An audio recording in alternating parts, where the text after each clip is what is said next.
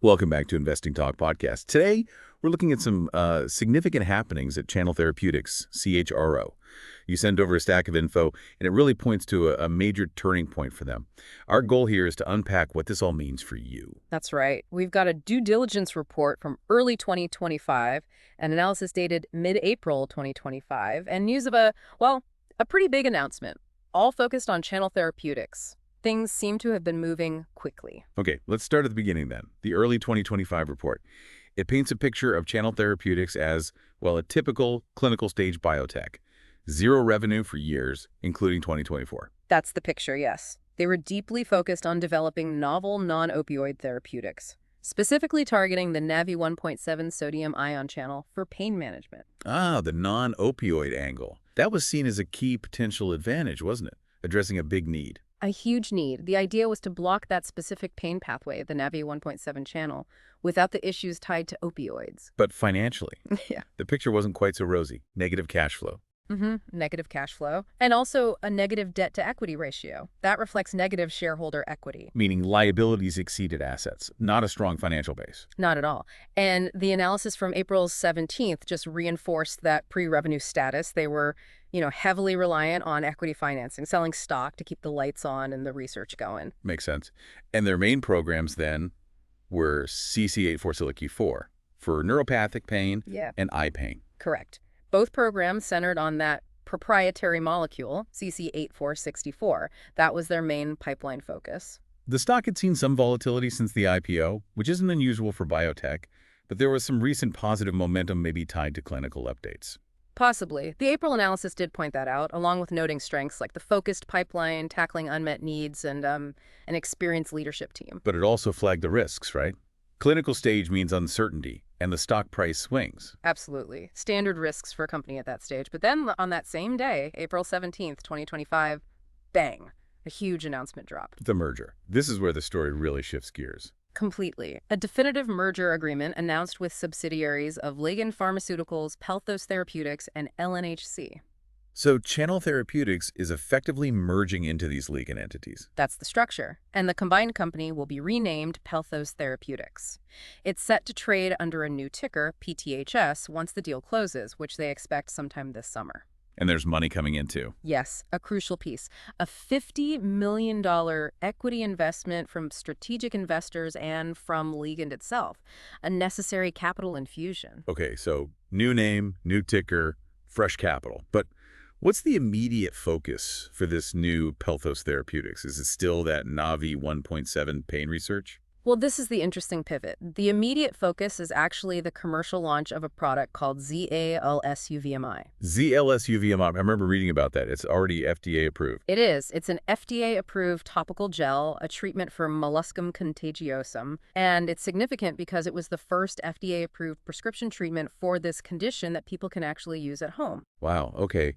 So they leap from pre-revenue pain research to launching a commercial dermatology product. That's quite a change. It's a major strategic shift. From development stage pain company to commercial stage dermatology practically overnight post-merger. What happens to the original channel work, though? The Navi 1.7 programs, are they just shelved?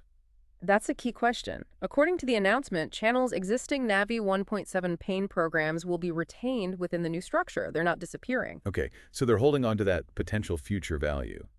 Interesting. How did the market react to all this? Ligand stock went up, but Channels took a hit initially. That seems to be the case, yes. You could interpret that as the market seeing this as perhaps de-risking the ZLSUVMI launch for Ligand's asset, while maybe Channel investors were adjusting to the sudden change in focus from pure play pain therapeutics. And the capital infusion helps the new entity hit the ground running with ZLSUVMI. Definitely. It supports that commercial launch. And this move fits with Ligand's known business model, too. Right, you mentioned their asset incubation model. Yeah. Can you elaborate on that a bit? How does this deal fit? Well, Ligand often develops or acquires assets, nurtures them, and then structures deals like spin-outs or partnerships, maybe mergers like this to commercialize them. They often retain a stake, like a royalty.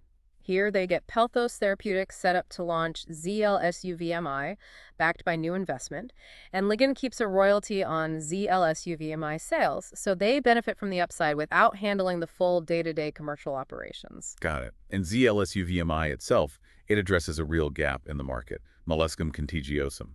It's quite common, isn't it? Very common, especially in kids, and previously treatments often involved, inconvenient clinic visits.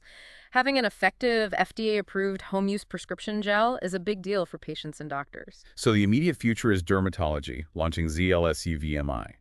But the long-term story still potentially includes the original channel pain research. That's the narrative. The focus shifts short-term, but the NAVI 1.7 programs remain part of the pipeline for potential future development. Okay, so looking ahead, what should people be watching for? First, obviously, the closing of the merger itself, and the official switch to the new name and ticker PTHS. That should happen this summer. Right, the formal transition. Then, all eyes will be on the commercial launch of ZA-SCVMI. How quickly does it gain traction? What are the initial sales figures? That'll be a key performance indicator. And for those interested in the original pain angle. Keep an ear out for updates on those retained NAVI 1.7 programs. The sources mentioned an upcoming update on animal studies for the eye pain indication. Any progress reports there will be important for assessing the long-term pipeline value beyond ZALSU-VMI. So monitoring investor relations updates, SEC filings, the usual channels. The usual diligence, yes. Watching how they balance the ZALSU-VMI launch with advancing the legacy pain programs will be telling. So wrapping this up, what does this all mean for you, the learner? I think it really underscores just how dynamic the biotech space is. Companies can pivot strategy pretty dramatically based on opportunities or, frankly, necessity. We saw Channel Therapeutics laser-focused on cutting-edge, non-opioid pain relief. And now it's about to become Pelthos Therapeutics, a company launching an FDA-approved dermatology product. While still holding on to that original pain research, importantly. Which brings up a fascinating point to consider. How do these kinds of big strategic shifts affect the way we think about a company's long-term value and potential? Does the immediate revenue opportunity outweigh the longer-term, perhaps higher-risk, original vision? That's a great question to ponder. There's no single answer. It depends on execution and market reception. We hope this breakdown has helped clarify the recent moves involving Channel Therapeutics. If you found this useful, please do subscribe, like this analysis, and leave a comment letting us know what other companies or market developments you'd like us to examine. Thanks for tuning in to Investing Talk Podcast.